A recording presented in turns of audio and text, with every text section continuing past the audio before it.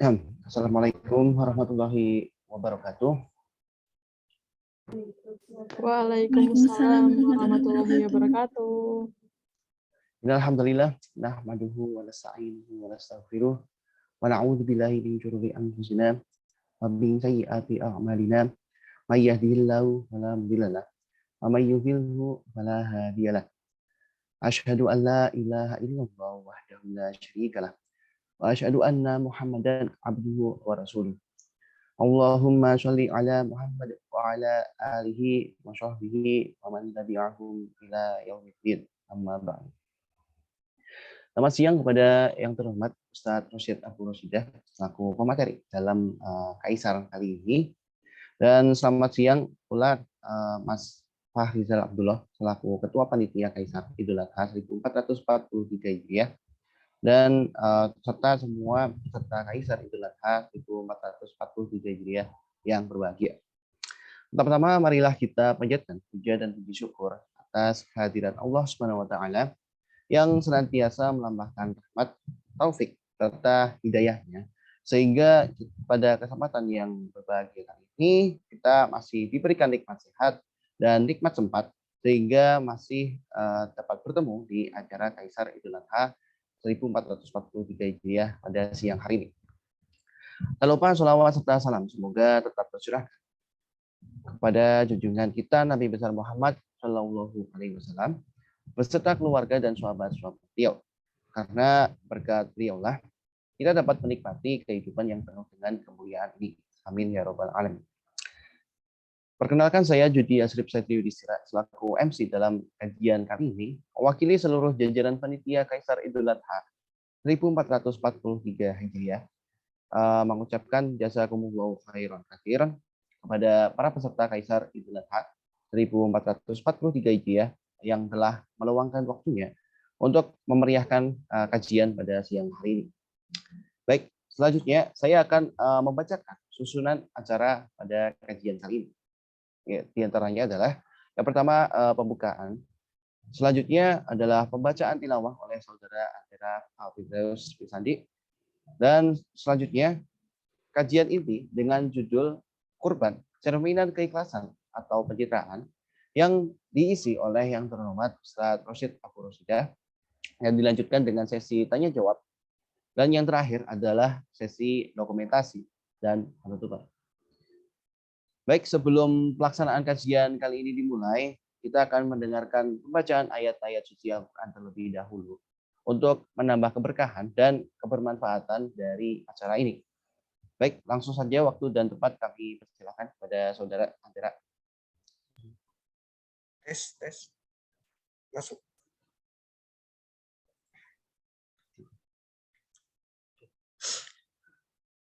A'udzu billahi minasyaitonir rajim.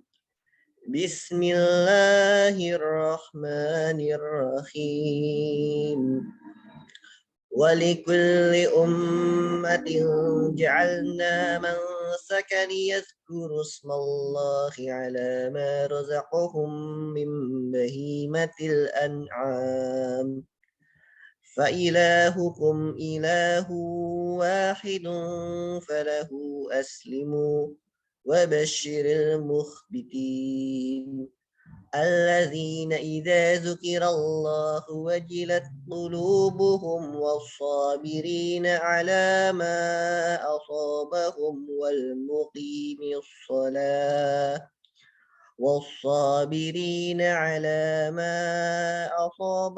والمقيم الصلاة ومما رزقناهم ينفقون. صدق الله العظيم. Assalamualaikum warahmatullahi wabarakatuh.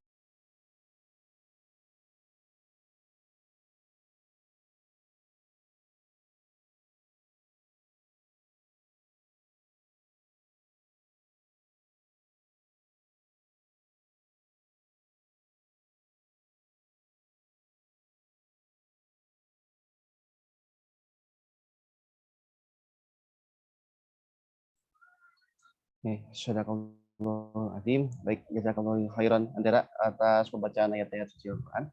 Insya Allah dengan pembacaan ayat-ayat suci Al-Quran sebelumnya, acara Kaisar Idul Adha 1443 Hijriah lebih membawa keberkahan dan kebermanfaatan bagi kita semua. Baik, langsung saja. Marilah kita buka acara siang hari ini dengan membaca bacaan basmalah. Bismillahirrahmanirrahim. Nah, selanjutnya adalah sesi yang kita nanti-nantikan. Ini sesi kajian inti sekaligus tanya jawab yang insya Allah akan diisi oleh yang terhormat Ustadz Mursyid Abu Rosidah. Baik, untuk sesi selanjutnya yaitu kajian inti pada yang terhormat Ustadz Mursyid Abu Rosidah. Waktu dan tempat kami persilakan. Monggo Ustadz. Baik.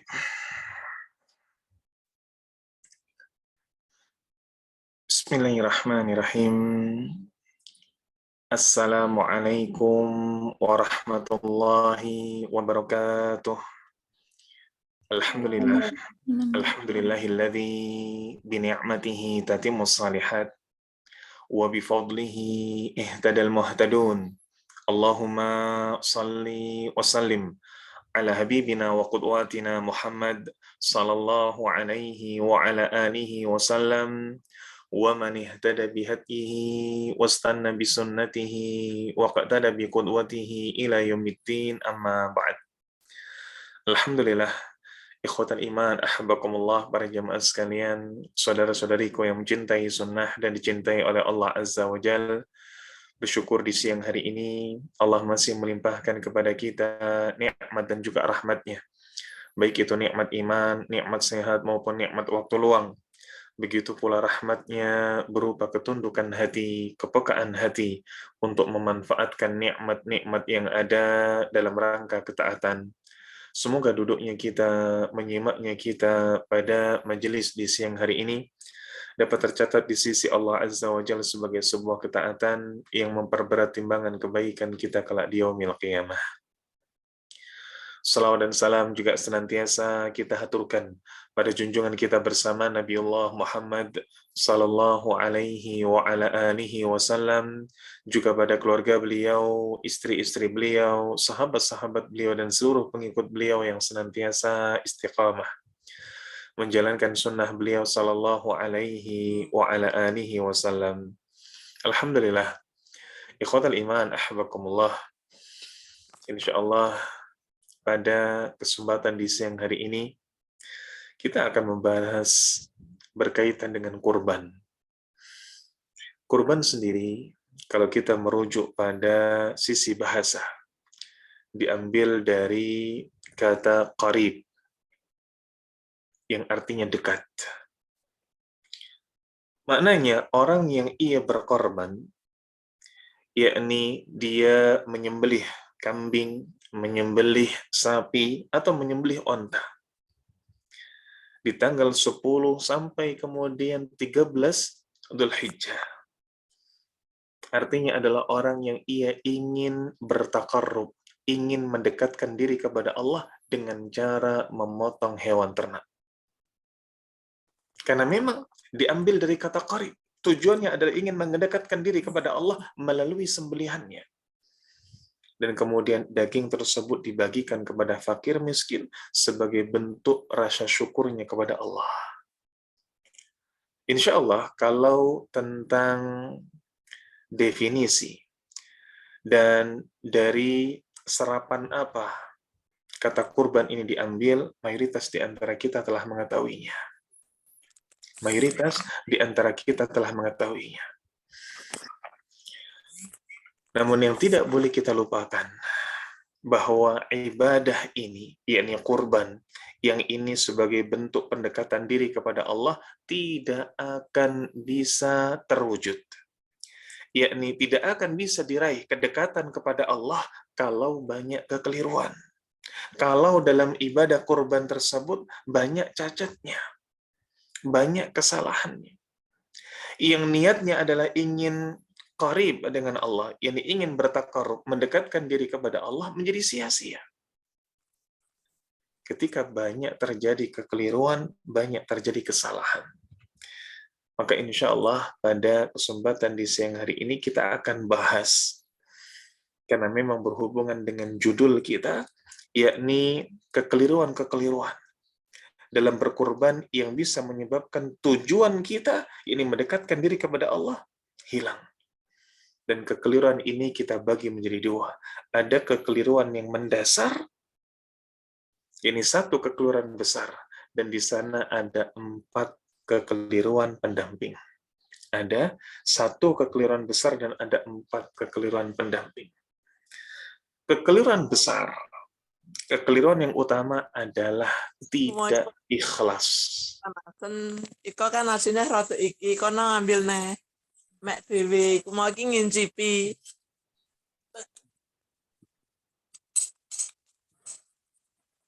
Subhanallah. Iku porsi kecil.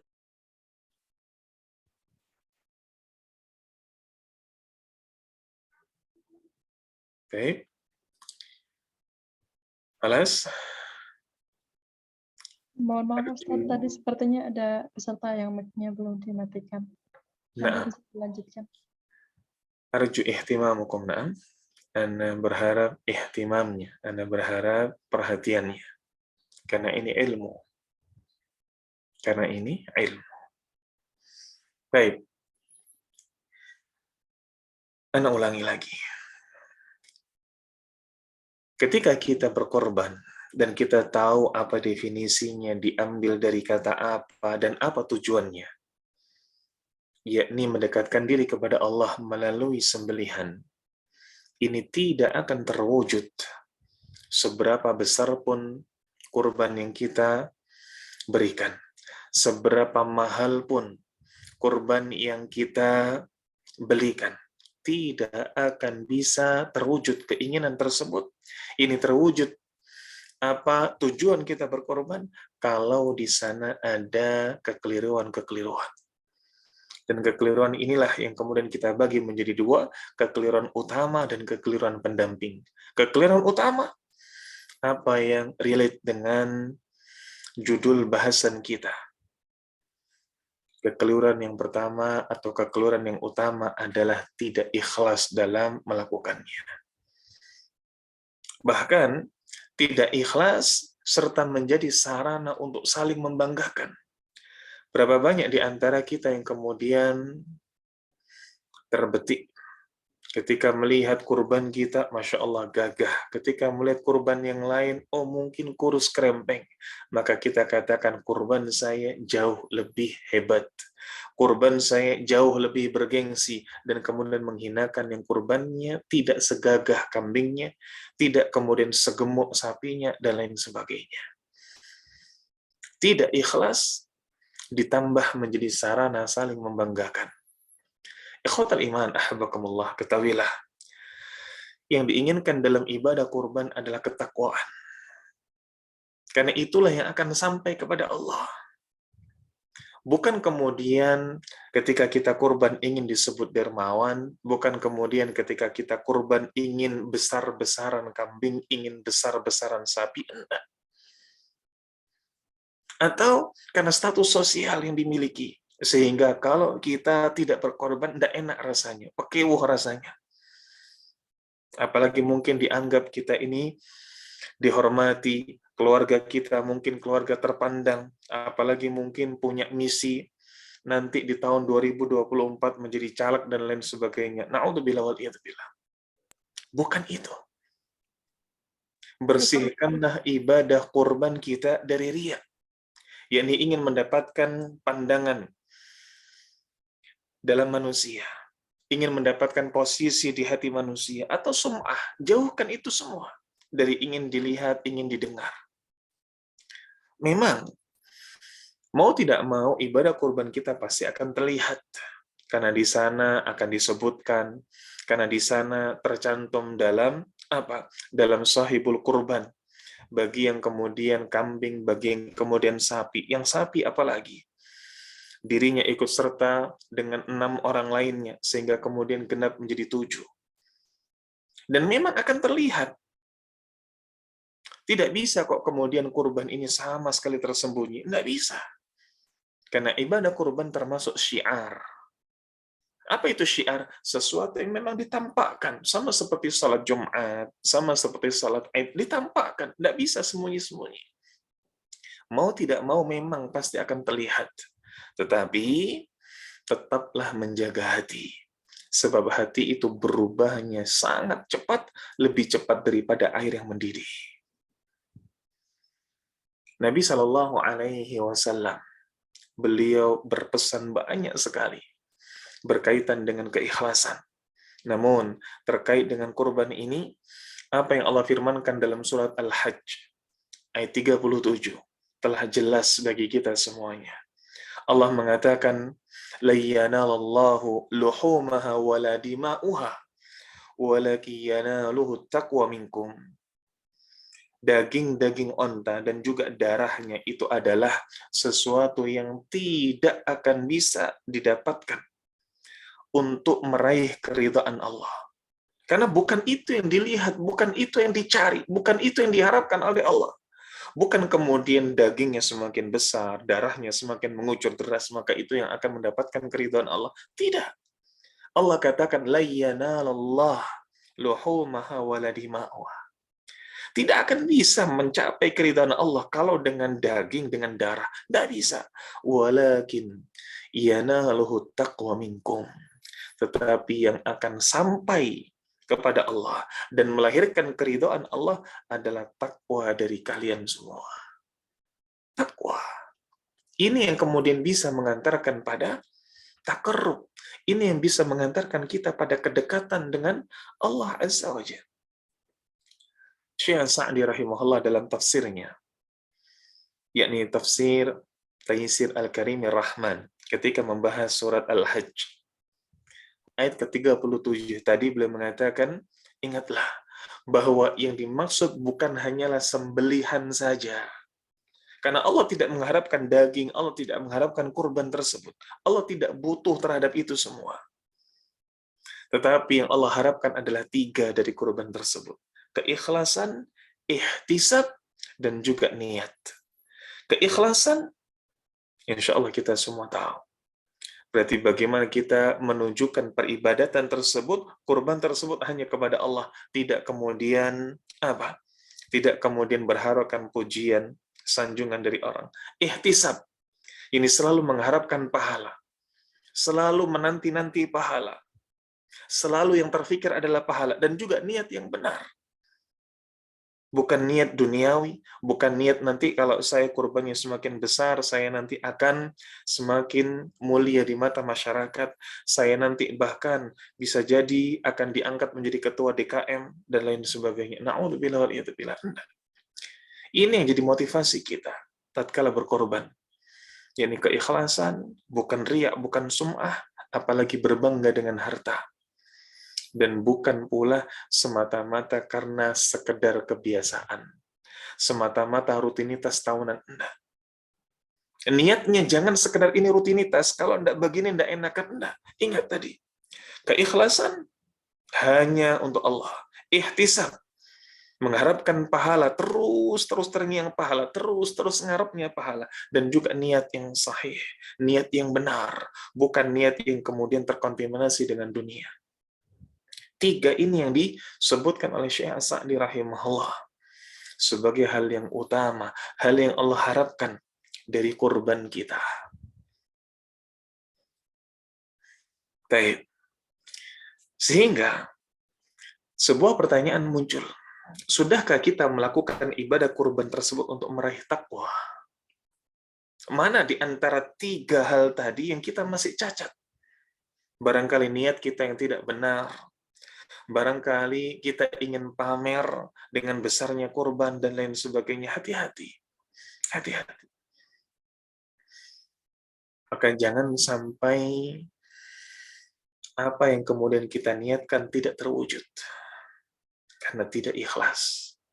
Dan Nabi Shallallahu Alaihi Wasallam telah mewanti-wanti hal ini jauh-jauh sebelum kemudian hal ini sampai kepada kita dan kita berkorban di hari ini. Nabi Shallallahu Alaihi Wasallam dahulu telah berpesan dalam hadis yang sahih. Beliau mengatakan, Inna akhwafu ma akhafu alaikum asyirkul asghar. Yang paling aku takutkan, yang paling aku khawatirkan menimpa kalian, itu bukan kok kemudian miskin, bukan kok kemudian terfitnah dengan dunia, bukan. Tetapi syirkul asghar, syirik kecil. Para sahabat kemudian mengatakan, wa ma syirkul asghar ya Rasulullah? Apa yang dimaksud dengan syirik kecil itu wahai Rasulullah? Nabi Shallallahu Alaihi Wasallam mengatakan riya, riya, ingin dilihat oleh orang. Sampai-sampai Nabi mengatakan, yaqulullah azza wa jallahum yawmal qiyamah idza juzi'an nas bi a'malihim idhabu ila alladhi kuntum taraun. Sampai-sampai Allah kelak di hari kiamat akan berkata kepada mereka yang berbuat riya. Allah akan mengatakan kepada orang yang berbuat riya dan ia mendapatkan apa yang dia inginkan dengan riyanya tersebut. Disanjung oleh orang, mendapatkan benefit lainnya, benefit duniawi, jabatan misalnya. Allah akan katakan kepada mereka, idhabu ilal ladzina kuntum taraun. Pergilah kalian menghadap orang yang kalian tujukan saat beribadah di muka bumi ini. Pergilah kalian. Yang kemudian kita beribadah riya tadi supaya apa? Dianggap soleh di hadapan tetangga. Pergilah pada tetangga-tetangga kalian. Yang ingin dianggap apa? Alim, ingin dianggap dermawan. Oleh siapa? Oleh perangkat warga, RT, RW, dan lain sebagainya. Pergi temui mereka. Ini Allah perintahkan. Fanduru hal tajiduna indahum jaza. Maka lihatlah, apakah mereka akan bisa memberikanmu balasan di hari kiamat ini. Dan tidak ada yang bisa. Semuanya sibuk untuk menyelamatkan diri sendiri. Semuanya sibuk untuk kemudian bisa menambah pahala. Padahal sudah tidak ada lagi keran pahala. Kecuali dari amal saleh, sedekah, dan ilmu yang bermanfaat. Yakni anak yang senantiasa mendoakan orang tuanya. Ikhwatal iman, ahbakumullah. Para jamaah sekalian, saudara-saudariku yang mencintai sunnah dan dicintai oleh Allah Azza wa Jalla. Maka kekeliruan terbesar, kekeliruan utama bagi orang yang ia berkorban adalah ketika tidak mau menjaga hatinya. Dia tidak meniatkan karena Allah, tidak ikhlas. Dan sungguh merugi. Seberapa besar ia berkorban, entah mungkin dengan kambing yang bukan hanya sekedar 3 juta, dia beli kambing sampai yang 7 juta. Sapinya pun juga bukan hanya sekedar 20 jutaan. Dan dia berkorban sapi dengan tunggal, bukan kemudian 1/7. Dia beli sapi yang mungkin harga 80 juta. Sapi limusin, dan lain sebagainya. Itu semua tidak akan bisa meraih keridhaan Allah kalau tidak ikhlas. Perlu dicatat bahwa ikhlas itu bukan hanya kebaikan untuk diri sendiri. Ikhlas itu yang kemudian menolong umat ini. Keikhlasan itulah salah satu sumber atau wasilah yang bisa memberikan pertolongan kepada umat ini. Nabi Shallallahu Alaihi Wasallam beliau pernah bersabda, beliau mengatakan, innama yansurukum atau innama yansurullahu hadhil ummah bidi'afafiha bida'watihim wa bisalatihim wa biikhlasihim. Allah ini akan menolong umat ini karena sebab para du'afa. Allah akan menolong umat ini karena sebab orang miskin. Karena apa? Karena doa orang miskin tersebut, karena salatnya orang miskin tersebut, karena keikhlasan orang miskin tersebut dalam beramal. Keikhlasan itu salah satu wasilah pertolongan Allah terhadap umat ini. Khususnya keikhlasan para du'afa. Maka jangan sampai kok kemudian kita menganggap bahwa keikhlasan ini remeh, keikhlasan ini sepele, apalagi kalau kemudian sudah berwujud. Kita melihat kambing kita gagah, kita melihat sapi kita besar. Maka kita terlalu fokus pada itu. Kita lupa apa yang ada di dalam hati kita. Jangan sampai menjadi umat yang maghrur, umat yang tertipu. Percuma. Kita kemudian katakan ikhlas, ikhlas, ikhlas. Tapi hatinya berkata tidak. Percuma. Kita kemudian melupakan kurban kita, padahal hati kita terus terngiang-ngiang, kurban saya lebih bagus daripada tetangga sebelah, kurban saya lebih berat, lebih gagah dibandingkan tetangga sebelah. Percuma. Kita menyembunyikan bagaimanapun pasti akan tampak di mata Allah. Allah mengatakan dalam surat Ali Imran, "Qul in tukhfu ma fi sudurikum aw tubtuhu ya'lamuhullah." Katakanlah, jika kalian menyembunyikan apa yang ada di dalam hati kalian, atau kemudian kalian menampakkannya, pasti Allah akan tahu. Pasti Allah akan tahu. Baik. Ikhwatal iman, ahbakumullah. Para jamaah sekalian, saudara-saudariku yang mencintai sunnah dan dicintai oleh Allah Azza wa Jalla. Apakah kemudian keikhlasan dalam berkorban hanya menjadi PR umat kita saja, yakni umat akhir zaman? Tidak. Sejak dulu pun Nabi Shallallahu Alaihi Wasallam juga sudah mengkhawatirkan hal ini. Suatu saat Atha bin Yasar pernah bertanya kepada Abu Ayyub Al-Ansari radhiyallahu an. Abu Ayyub Al-Ansari ini sahabat. Atha bin Yasar ini tabi'in.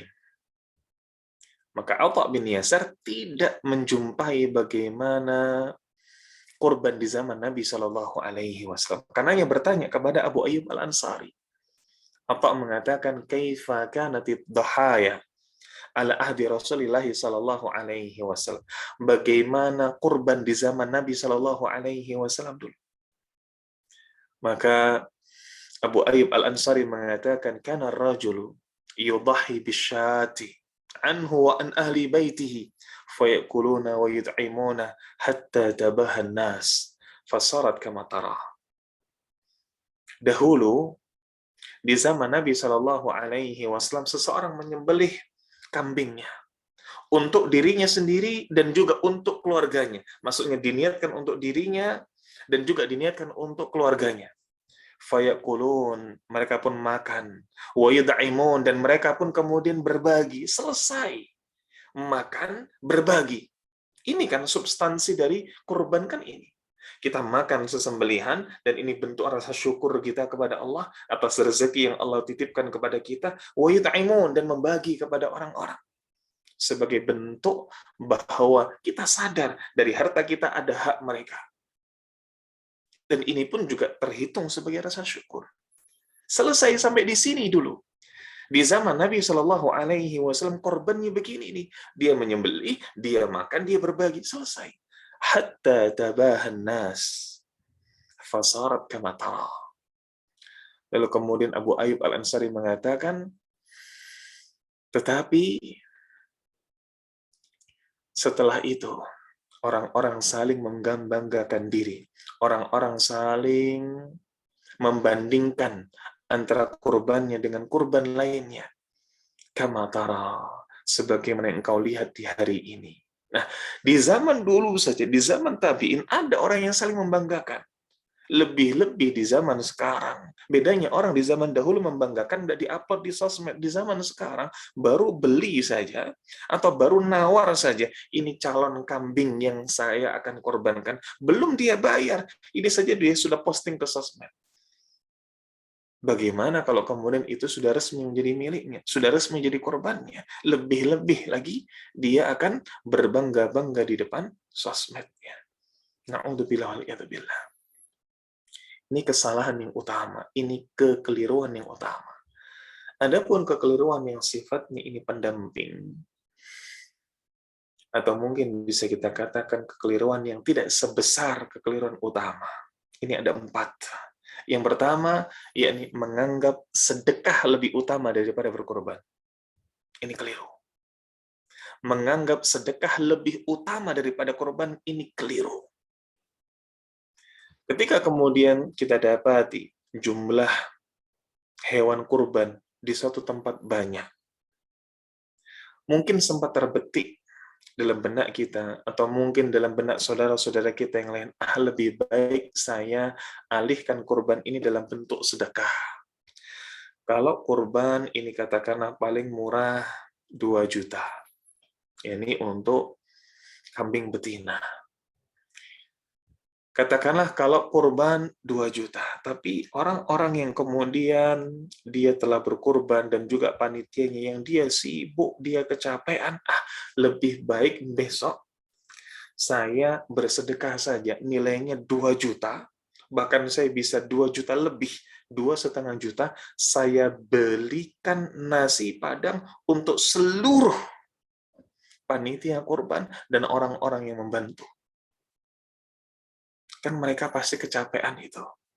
Mereka butuh apa? Butuh energi. Maka nasi Padang yang jumlahnya besar dan porsinya juga besar. Bikin warak, bikin kenyang, bikin gelegean. Apalagi ditambah kemudian minumnya apa? Minumnya es boba. Wah, Masya Allah. Siang-siang capek-capek dikasih seperti itu. Sudah, saya tak sedekah. Senominal 2,5 juta lebih daripada harga kambing yang paling murah. Nggak usah saya kurban kambing karena sudah banyak.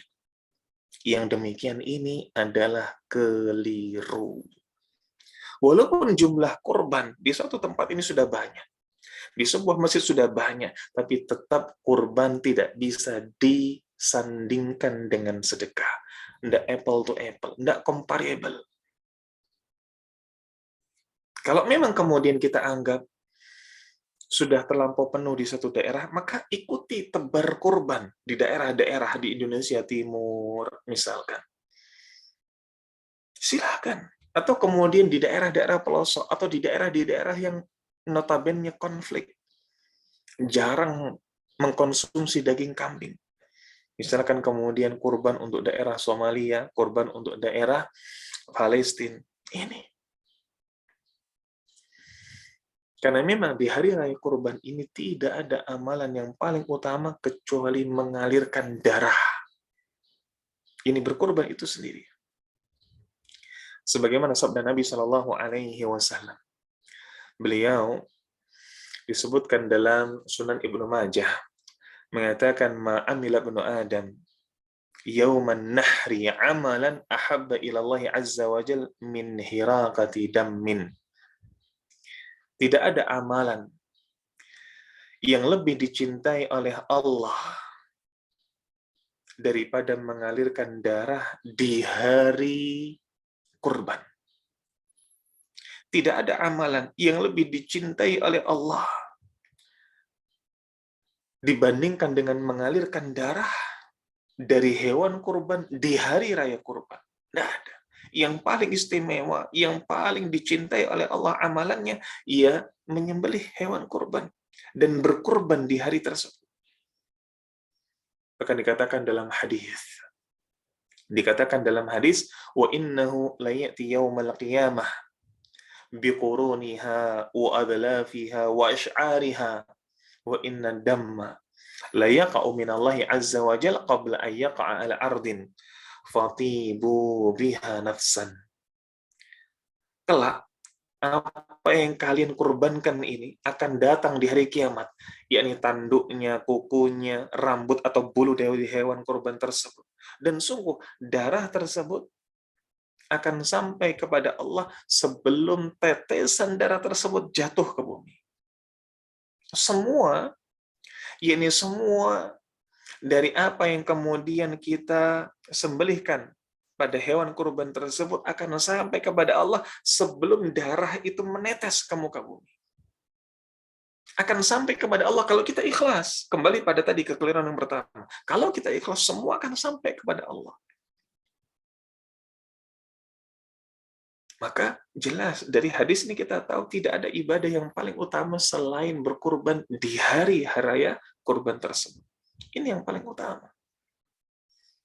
Maka kalau mungkin biasanya ini selalu sedekah setiap hari, di hari itu jauh lebih baik jika Anda menghentikan sedekah, tapi Anda berkorban. Syukur kalau Anda bisa menjamak, korban iya, sedekah tetap istiqomah.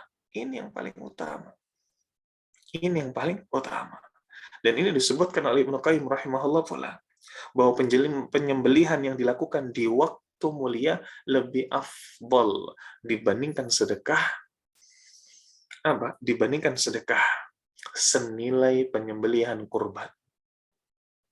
Maka mau kita sedekah ini Kok sedekahnya 3 juta, 4 juta, 5 juta, yang kalau untuk kurban bisa, tidak akan bisa setara pahalanya dengan kurban. Tidak akan bisa. Berikutnya, kekeliruan pendamping yang kedua, yakni menganggap kurban cukup sekali seumur hidup. Pemahaman ini ada di masyarakat. Bahkan tidak sedikit banyak dari kita, tidak sedikit di antara kita, berarti banyak di antara kita dari kalangan mampu. Dari kalangan mampu. Yang ketika dia berkurban, setahun yang lalu, 2 tahun yang lalu, 3 tahun yang lalu kemudian ditanya, hari ini atau tahun ini kurban lagi, Pak? Enggak. Dan ini bisa kita lihat dari satu komplek, yang katakanlah ini komplek-komplek orang mampu, klaster-klaster menengah ke atas. Di sana pengurus masjidnya ada yang kemudian menceritakan, ini komplek kita komplek yang luas, yang harga rumahnya sudah miliaran. Tetapi ketika hari raya kurban, yang berkurban di sini sedikit. Dan kita dapati ada pengurus-pengurus takmir masjid yang demikian. Dia tinggal di lingkungan rumah yang mewah, tapi kemudian yang kurban sedikit. Bahkan kemudian di kampung-kampung yang heterogen, yang kaya ada, yang miskin ada, yang pas-pasan ada, yang cukupan ada. Ini bisa lebih banyak kurbannya dibandingkan di klaster yang notabene orang kaya semua, bermobil semua. Sementara mungkin di perkampungan yang kalau dihitung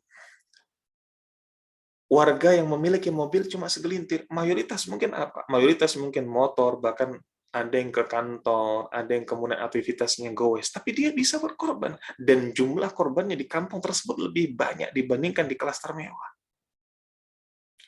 Hal ini kenapa? Apakah kemudian orang yang tinggal di klaster mewah itu tidak tahu tentang syariat berkorban? Tahu. Tapi mereka mengatakan, saya sudah korban tahun lalu, sekarang saya alihkan untuk yang lain. La haula wa la quwwata illa billah. Suatu saat Mihnaf Ibnu Silaim radhiyallahu an, beliau menceritakan bahwa kami berdiri bersama Nabi Shallallahu Alaihi Wasallam di hari Arafah di Arafah. Kami berdiri bersama Nabi Shallallahu Alaihi Wasallam di hari Arafah di Arafah. Berarti ketika wukuf. Dan beliau ini Mihnaf Ibnu Sulaim radhiyallahu an, beliau mendengar Nabi Shallallahu Alaihi Wasallam mengatakan, ya ayyuhan nas, ala kulli ahli baitin fi kulli amin udhiyah.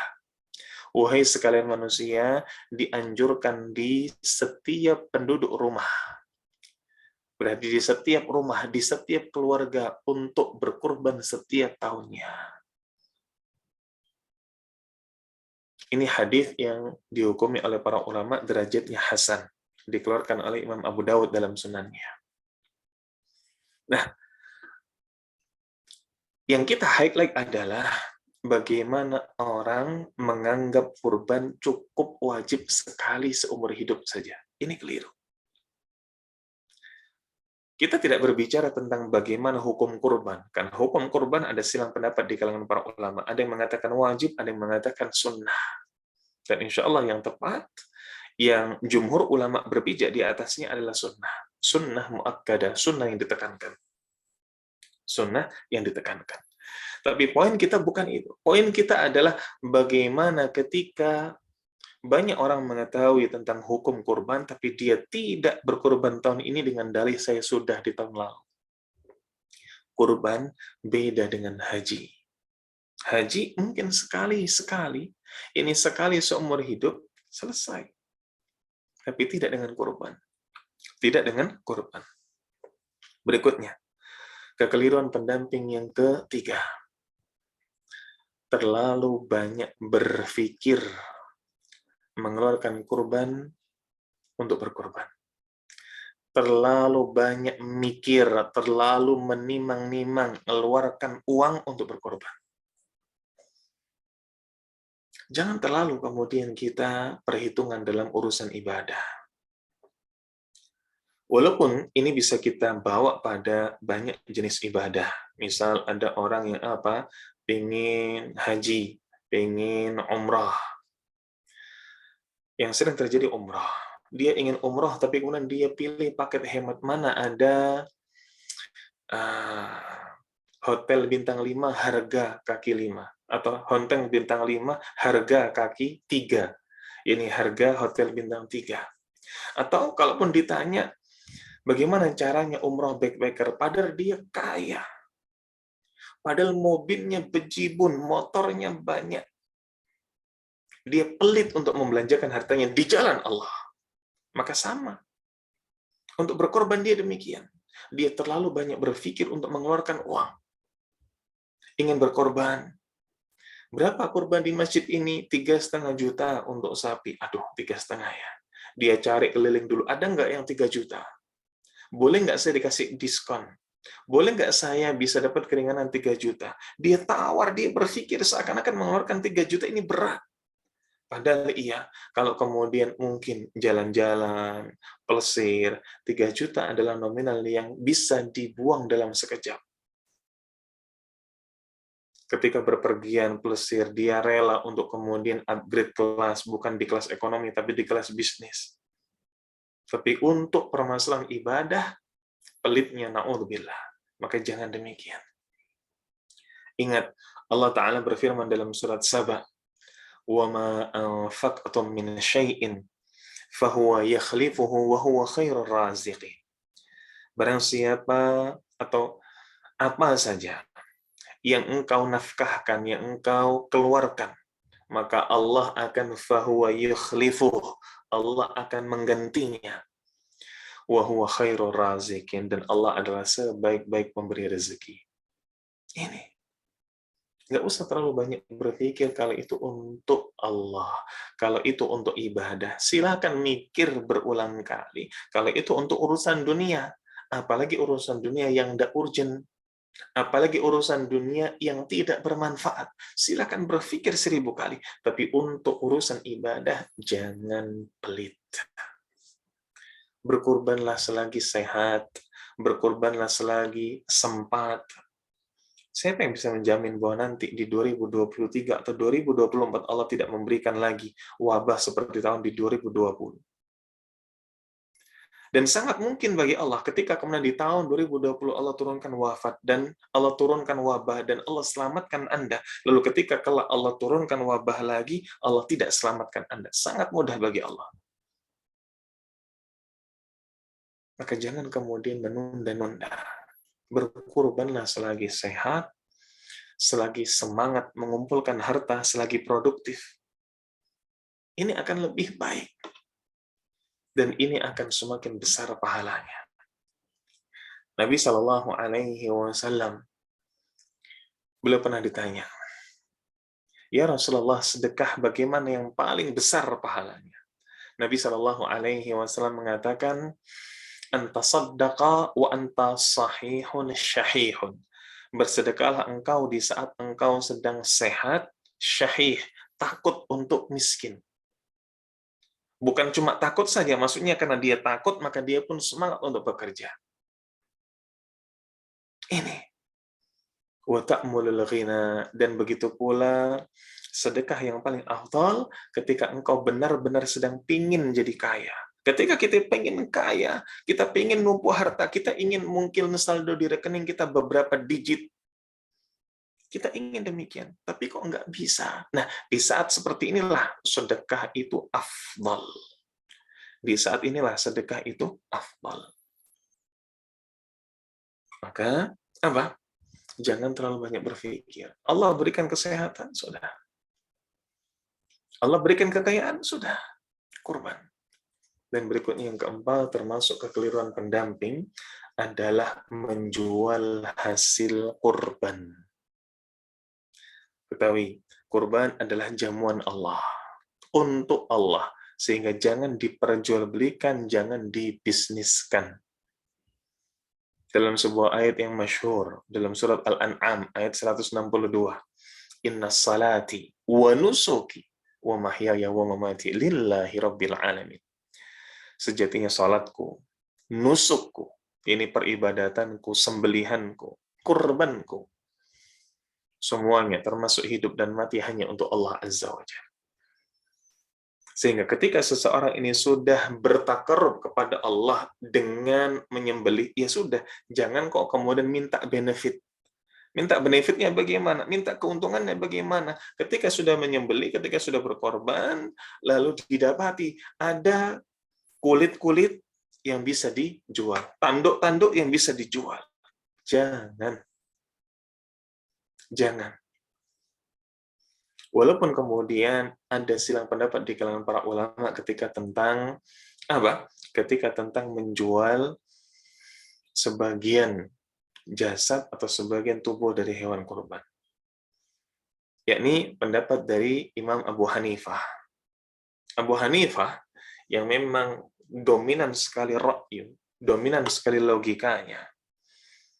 Beliau condong pada pendapat boleh menjual apa?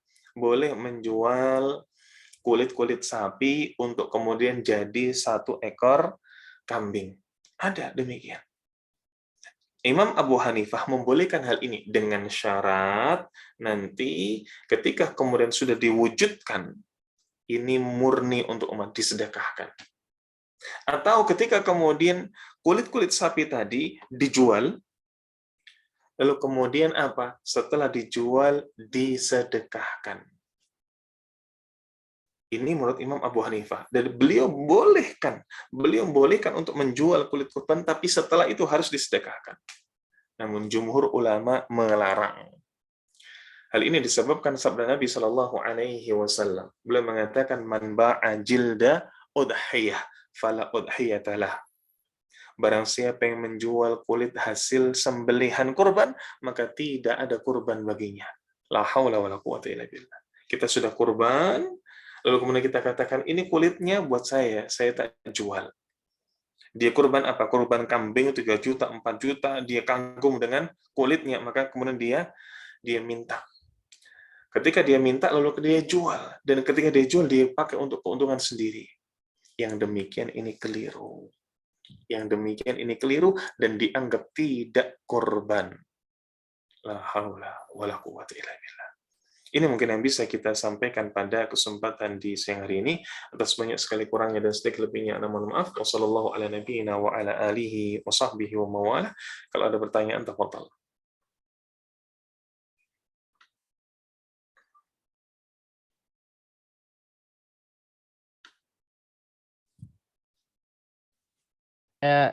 Ini banyak sekali hal yang kita pelajari, hal-hal yang baru yang kita dapatkan, ilmu-ilmu yang sangat bermanfaat bagi kita semua. Terlebih lagi apabila kita sedang ingin berkorban atau meniatkan untuk berkorban mungkin beberapa waktu ke depan atau mungkin besok. Ya, jazakallahu khairan katsiran Ustaz Rasyid untuk materi, untuk ilmu yang telah dibagikan kepada kami. Dan ya, dari penjelasan Ustadz Rasyid sebelumnya, ini ada beberapa poin-poin penting. Di antaranya adalah pertama, kurban berasal dari kata qorib yang berarti dekat, di mana orang-orang yang berkorban ini diharapkan akan dapat lebih mendekatkan dirinya kepada Allah Subhanahu wa taala melalui kurbannya. Dan yang kedua, dalam berkurban ini ada 1 kekeliruan dasar dan juga ada 4 kekeliruan pendamping dalam kurban ya orang-orang pada umumnya. Dan ini kekeliruan dasar yang 1 ini tadi adalah adanya sum'ah atau menjadikan kurban sebagai sarana untuk membanggakan diri. Karena pada hakikatnya bukan daging dan darah yang dapat menyebabkan kita itu mendekatkan diri dengan Allah Subhanahu wa taala. Namun yang dapat menyebabkan kita dapat dekat dengan Allah adalah ikhtisabnya, mengharapkan pahala, niatnya, dan juga keikhlasan kita. Dan selanjutnya, riya merupakan syirik kecil yang sangat ditakutkan oleh Rasulullah SAW untuk terjadi pada kaum beliau. Dan orang-orang yang berkurban ini akan menjadi sangat merugi apabila tidak mampu menjaga hatinya dari riya dan juga ketidakikhlasan. Dan yang selanjutnya adalah kekeliruan pendamping. Yang pertama, ini adalah menganggap sedekah lebih utama daripada berkurban. Padahal tidak ada amalan yang lebih utama selain berkurban di hari raya Idul Adha. Sedangkan kekeliruan yang kedua adalah menganggap berkurban hanya perlu dilakukan sekali seumur hidup. Meskipun berkurban menurut jumhur ulama hukumnya adalah sunnah, namun berkurban adalah sunnah yang ditekankan atau sunnah muakkad. Dan selanjutnya adalah kekeliruan pendamping yang ketiga adalah terlalu menimbang-nimbang untuk melaksanakan kurban. Sebaiknya yang perlu ditimbang-timbang adalah keperluan dunia yang tidak penting, bukan hal ibadah, apalagi secara khusus ini berkurban. Dan yang terakhir adalah kekeliruan pendamping yang keempat. Ini memperjualbelikan hasil kurban. Seperti itu. Semoga ilmu yang kita dapatkan dari sesi materi yang sebelumnya, dari sesi kajian inti sebelumnya, dapat bermanfaat dan juga dapat kita amalkan dalam kehidupan kita sehari-hari nantinya. Amin ya rabbal alamin. Selanjutnya adalah kita memasuki sesi tanya jawab. Jadi kepada para peserta yang ingin bertanya kepada Ustadz Rosyid, dapat mengajukan pertanyaannya secara lisan atau secara langsung dengan cara mengaktifkan fitur mikrofonnya, ataupun juga bisa dilakukan dengan menuliskan pertanyaan melalui kolom chat. Kepada peserta Kaisar yang terhormat, dipersilahkan untuk mengajukan pertanyaan.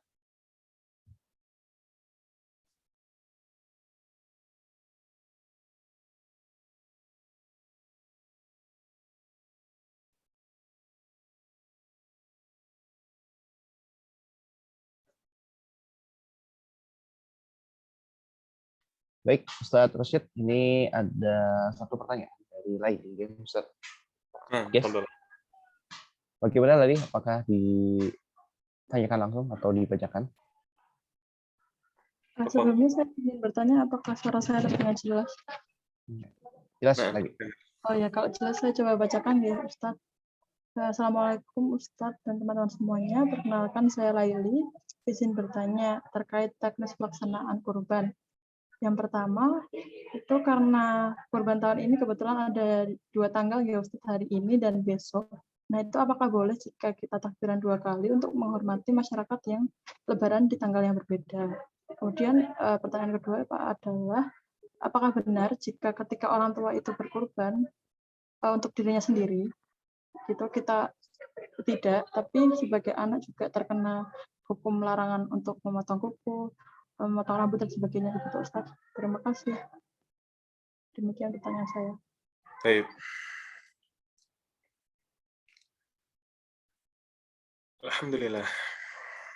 Alhamdulillah wassalatu wassalamu ala Rasulillah wa ala alihi wa sahbihi wa mawalah wa la haula wa la quwwata illa billah. Dengan adanya perbedaan yang ada di masyarakat kita tentang perayaan Idul Kurban, bolehkah kita bertakbir di kedua hari raya tersebut? Subhanallah. Di antara amalan yang perlu untuk diperbanyak. Di bulan apa? Di bulan Dzul Hijjah, tepatnya di 10 hari pertama bulan Dzul Hijjah, memang takbir. Takbir ini ada 2 yang kemudian dijelaskan oleh para ulama. Yang pertama, takbir mutlak. Takbir mutlak. Tidak terikat oleh situasi dan juga waktu. Yang kedua, takbir muqayyad. Takbir yang terikat dengan situasi, terikat dengan waktu. Apa maksudnya waktu di sini? Kita sejak tanggal 1 Dzul Hijjah sampai tanggal 10 Dzul Hijjah ini diperintahkan takbir mutlak. Memperbanyak takbir saja. Secara umum, mau kemudian sedang antri, mau kemudian di lampu merah, mau kemudian mau bayar PLN, PDAM, dan lain sebagainya, takbir. Ini tanggal 1 sampai tanggal 10. Adapun takbir muqayyad dari tanggal 9 Dzul Hijjah ba'da subuh sampai hari tasyrik yang ketiga. Ini tanggal 13 Dzul Hijjah ba'dal asr. Ini kita diperintahkan untuk memperbanyak takbir muqayyad. Bagaimana takbir muqayyad? Ya baca takbir. Muqayyad ini maknanya adalah terikat oleh waktu. Dibacanya ketika ba'da salat, setelah salat. Jadi setelah sholat dari tadi ba'da subuh sampai ba'da asar di hari tasyrik, kita ucapkan Allahu Akbar, Allahu Akbar, Allahu Akbar. La ilaha illallah, wallahu akbar. Allahu Akbar, walillahil hamd. Ini kita baca setiap sholat dari ba'da subuh tanggal 9 sampai tanggal 13 ba'da asar. Sehingga kalau kita amalkan fikih ini saja, baik itu takbir muqayyad atau takbir mutlak, kita akan sudah bisa menjawab apa yang ditanyakan. Untuk menghormati, tanpa kemudian kita niatkan, asalkan kita baca takbir mutlak dan muqayyad itu, kita pun pasti sudah menghormati. Ini. Baik. Ini pertanyaan yang pertama. Pertanyaan yang kedua tadi tentang apa? Terkait hukum itu Ustadz, hukum pelaku kurban. Apakah jika orang tua berkurban, kemudian anaknya juga terkena hukumnya? Nah, bagaimana ketika orang tua sudah berkorban, apakah anak ini kecipratan pahalanya? Nah, di sini harus ada dua hal yang dibedakan. Antara sahibul kurban dengan niat pahala saat berkorban. Kalau sahibul kurban, ya harus satu. Tidak bisa sahibul kurban kok banyak. Atau mungkin sapi ya maksimal 7, karena boleh 1/7 dari sapi. Kalau sahibul kurban cuma 1 saja. Tidak bisa kok kemudian apa? Kok kemudian kambing misalkan. 1 kambing yang dia korbankan, tapi ini atas nama sahibul kurbannya ada 3 misalkan.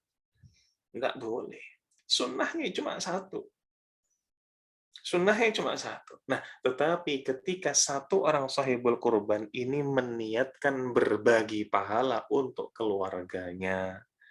Jadi keluarganya semua kecipratan pahala. Sama.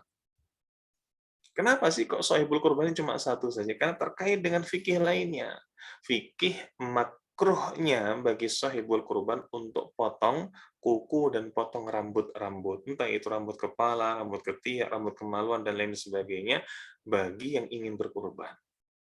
Ini bagi sahibul kurban saja. Sehingga ketika Bapak Antum ingin apa? Ingin kurban, ya sudah. Bapak saja sebagai sahib, Bapak saja yang tercatat sebagai sahibul kurban, ini yang apa? Ini yang tidak boleh potong kuku, tidak boleh potong rambut. Cuma ini saja.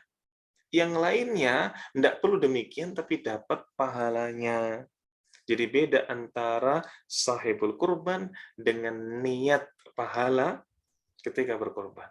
Niat pahalanya ingin dibagi dengan siapa? Nah, ini boleh dengan keluarga. Nabi SAW ketika berkorban, beliau mengatakan Bismillahi Allahu Akbar hada. Ini adalah sembelihan untuk umatku, kata Nabi.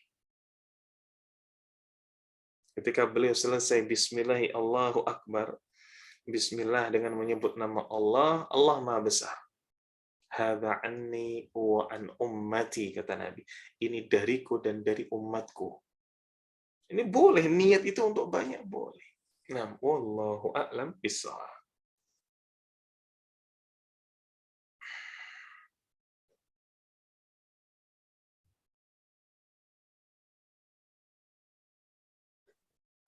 Jazakallah khair Ustadz atas jawabannya. Alhamdulillah sangat menjelaskan gitu, jadi tercerahkan.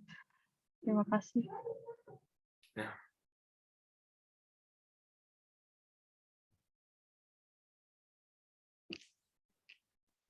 Baik, kepada Laila, bisa disampaikan untuk pertanyaannya. Baik, Assalamualaikum Ustadz, izin bertanya. Ya, saya mengajukan 2 pertanyaan. Yang pertama, apakah kurban itu bisa diwakilkan? Misalnya kita niatkan itu berkurban untuk kedua orang tua yang misalnya sudah meninggal dunia, kayak gitu. Kemudian yang kedua, bagaimana hukumnya jika berkurban itu secara patungan gitu, Ustadz? Dan apakah dagingnya itu bisa dibagi-bagikan secara mandiri dari misalnya 1 sapi itu kan 7 orang bagian gitu Ustadz. Nah, apakah dari 7 orang itu bisa membagikan secara mandiri daging kurbannya atau seperti apa gitu, Ustadz? Terima kasih. Nah, Masya Allah, ini bukan 2 pertanyaan ini 3 atau 4 pertanyaan ini. Nah, yang pertama, tentang sahibul kurban ketika sudah meninggal. Bolehkah kita meniatkan kurban ini untuk orang tua kita? Boleh sebagai bentuk niat Anda. Tetapi sahibul kurbannya, jangan kemudian orang tua yang sudah meninggal. Boleh, para ulama menjelaskan boleh kita berkurban dengan sahibul kurban itu adalah orang tua kita, bapak atau ibu yang meninggal, jika itu adalah wasiat, selesai. Selebihnya enggak. Kalau itu wasiat, maka tunaikan.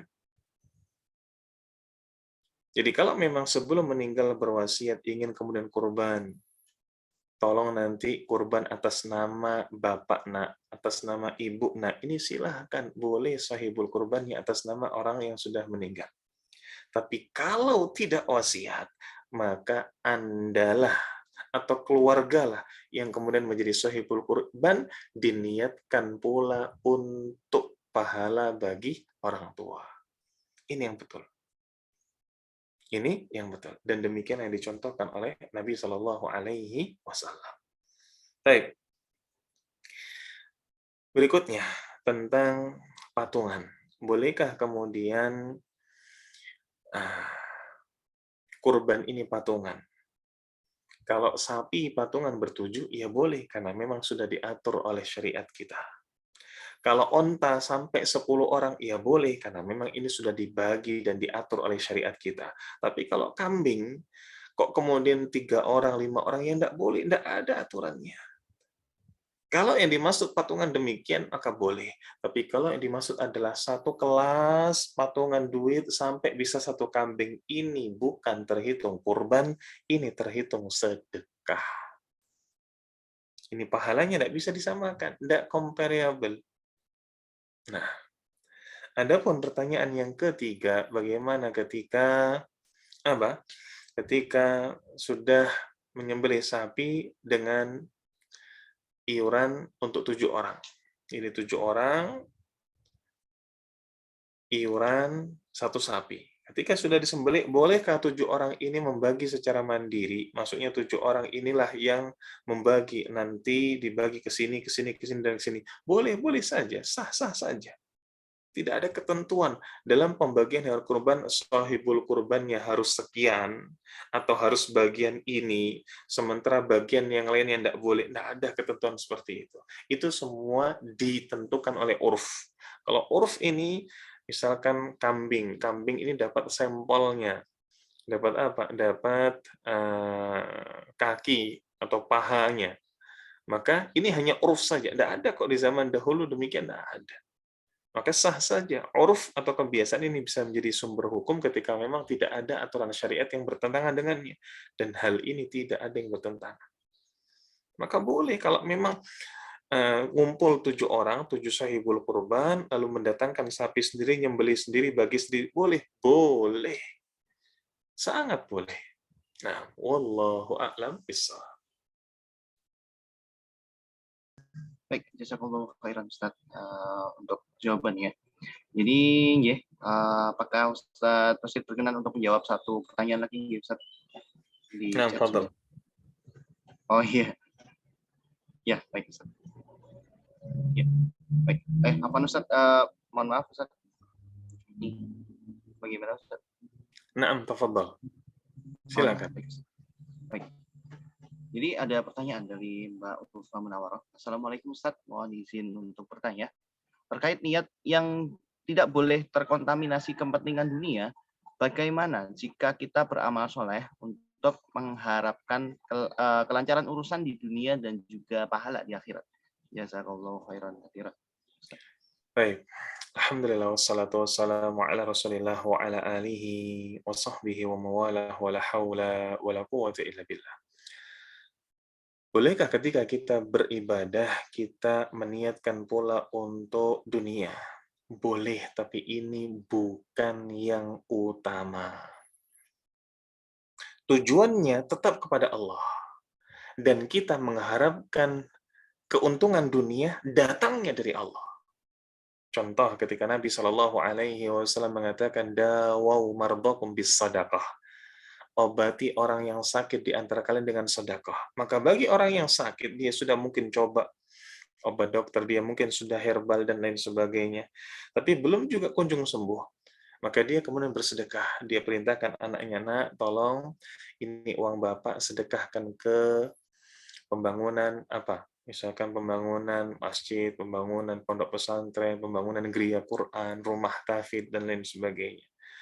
Semoga dengan sedekah ini yang karena Allah, semoga dengan sedekah ini yang niatnya memang karena Allah, itu yang utama, maka Allah kemudian memberikan kesembuhan. Yang demikian boleh. Tapi kalau motivasinya cuma dunia, jelas yang ini tidak boleh. Jelas yang ini tidak boleh. Nah, apalagi kalau motivasinya cuma dunia dan amalannya tidak sesuai dengan sunnah. Amalannya apa? Amalannya tawaf di kuburannya wali A, wali B. Entah itu kemudian wali yang ke-7, wali yang ke-8, atau wali yang ke-9, wali ke-9.